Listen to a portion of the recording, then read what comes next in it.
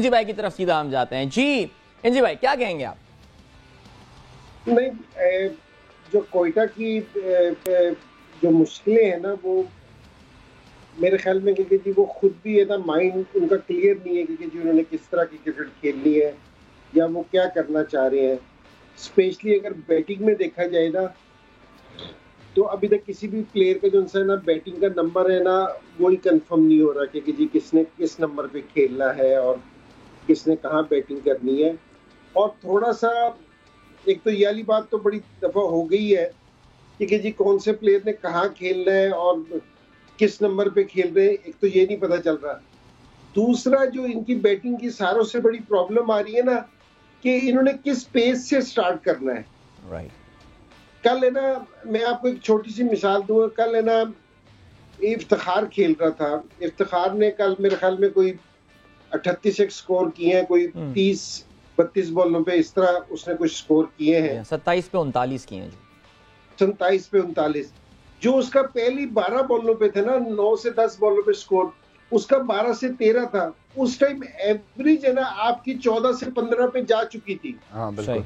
तो उस 14 से 15 पे एवरेज जाने के बाद अगर आप एक ओवर में 10-11 भी कर लेते हैं तो आप उसको पकड़ नहीं सकते। बिल्कुल। आपको वहां किस टाइम आपने तेज खेलना ये बड़ा जरूरी है, ये कोई क्लियर ही नहीं कर रहा।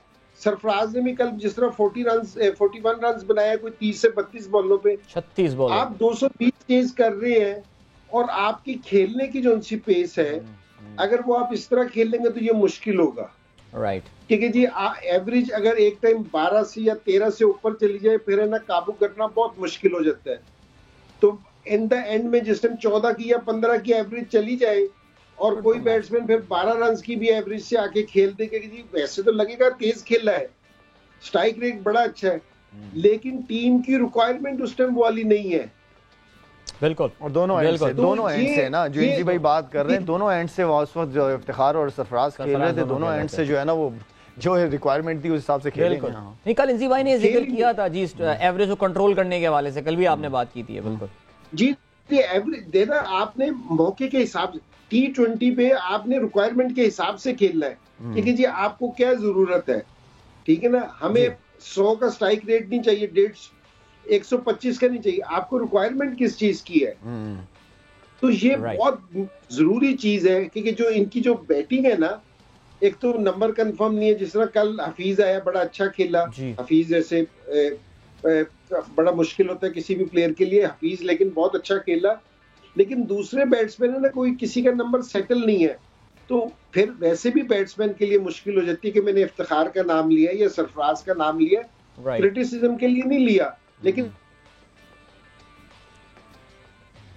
आई थिंक कुछ हमारा जो है वो जरा स्टक कर गया इंटरनेट। लाला आपसे मैं यही सवाल पुटअप करता हूँ, कोयटा ग्लैडिएटर। अच्छा, मैं एक सवाल क्यों मिसबा और इमाम से पूछना, इवन के इरम से भी पूछना चाह रहा हूँ। मुझे ये बताएं कि कल जो हमारे जो आजम खान खेल रहा है, खेला माशाल्लाह आउटस्टैंडिंग, जबरदस्त। क्या हमारे जो बॉलर्स हैं, चाहे वो नसीम शाह हो, चाहे हसनैन हो, चाहे हारिस रूफ है, हमारी हमेशा की फास्ट बॉलर्स की स्ट्रेंथ जो रही है ना, वो यॉर्कर्स रही है। सही। हमने कितनी यॉर्कर की हैं, ये बॉलर बड़े मेरे ख्याल में काफी क्रिकेट खेल चुके हैं ये लोग। इवन के वो स्मिथ हो गया, काफी क्रिकेट खेली हुई है। ये अब अच्छा पिच है, ठीक है, जिसपे स्लो वन भी आराम से सोच समझ के आ रहा है, आपको इतना टाइम मिल रहा है बैट्समैनों के, और वो अपनी फेवरेट एरिया जो बैट्समैनों की एरिया है वहां पे मारने का। लेकिन उसके बावजूद हमारे इन एक्सपीरियंस बॉलरों ने यॉर्कर्स की तरफ जा ही नहीं रहा, कोई यॉर्कर कर ही नहीं रहा। मिसबा, आपका क्या इस पे पॉइंट ऑफ व्यू होगा कि क्या जहां बैटिंग इतनी अच्छी रही वहां पे कुछ बॉलर्स की भी गलती थी जो ऐसी अपॉर्चुनिटीज दी इस्लामाबाद के प्लेयर्स को? बिल्कुल, लाला ने सही बात की है, सही नोट किया लाला ने कि अगर आप एक ऐसा प्लेयर के जो इन फॉर्म है और जो ज़बरदस्त कनेक्ट कर रहा है बॉल, हर किस्म के बॉल को, तो दो चीज़ें बड़ी इम्पोर्टेंट है उस जगह पे। नंबर 1 के आज़म जिस किस्म का प्लेयर है और जिस किस्म की उसकी ओवरऑल अगर बॉडी फिज़ीक वाइज भी उसको देखें, तो उसको जब भी आप उसके बाजू एक्सटेंशन उसको मिलेगी ना, वो आपको नहीं छोड़ेगा। हम शायद ये समझते हैं कि ऑफ स्टम्प के बाहर इसको कर दो, भाई जब आप चौथी स्टम्प पे करेंगे तो वो तो आप पूरा उसको उसके बाजू खुलने दे रहे हैं, वहाँ से वो आपको एक्स्ट्रा कवर के ऊपर से भी मार रहा है, उसको पॉइंट के ऊपर से भी छक्का मार रहा है, और वहाँ से वो आपको लॉन्ग ऑन और मिड विकेट के ऊपर से भी छक्के मार रहा है, क्योंकि उसको पूरी लीवरेज मिल रही है, उसकी बाजू एक्सटेंड और पावर उसके पास है, हैंड स्पीड भी उसकी ठीक है। तो बेस्ट थिंग उस टाइम पे यही हो सकती है जो नॉर्मली हम भी वहाँ पे करते थे, कि उसको आप बाजू ना खुलने दें और स्ट्रेट अंदर वाला यॉर्कर मारें, सही, ताकि जिस तरफ को आते हैं उसके बाजू नहीं खुलेंगे तो वो उस तरीके से पूरी पावर के साथ शॉट नहीं मार पाएगा। नो डाउट कि उसके पास शॉटें हैं, उस दिन भी हेलीकॉप्टर शॉट उसने मारी है, कैच हुआ है, छक्के वो मार लेता है, लेकिन उस तरीके से शायद मार ना पड़ती। अगर आप सारे छक्के देखें, मोस्टली चौथी स्टंप, पांचवी स्टंप, वहाँ पे एक बॉल किए हैं कि जहाँ उसको पूरा मौका मिला है बाजुओं को एक्सटेंड करने का, और हसनैन और वो रिपीटेडली वही बॉलिंग करते रहे। तो आई थिंक कोयटा थोड़ा सा अंडर प्रेशर हो गई, समझ नहीं आई उनको उस टाइम पे, और आखिरी 5 ओवरों में मेरे ख्याल में 92 रन हुए, मुझे याद है, पूरा मैच ही बाहर हो गया। बिल्कुल जी, और वो 3 छक्के जो 3 बॉलों पे 3 छक्के पड़े थे हसनान को, जाहिर है इमाम आपने भी देखा होगा कि वो एक ही लेंथ पे और एक ही जगह पे जो है वो हसनैन ने बॉलें रख के दी थी, और बिल्कुल जैसे कहते हैं कि प्लेट पे प्रेजेंट किया। Of course not taking any credit away इमाम फ्रॉम आजम, लेकिन आई थिंक कोयटा की बॉलिंग, जबकि हम समझ रहे थे कि ये गालिबन one of the best bowling attack इस वक्त पाकिस्तान सुपर लीग में होगा, लेकिन सो फार काफ़ी डिसअपॉइंट किया इनकी बॉलिंग ने।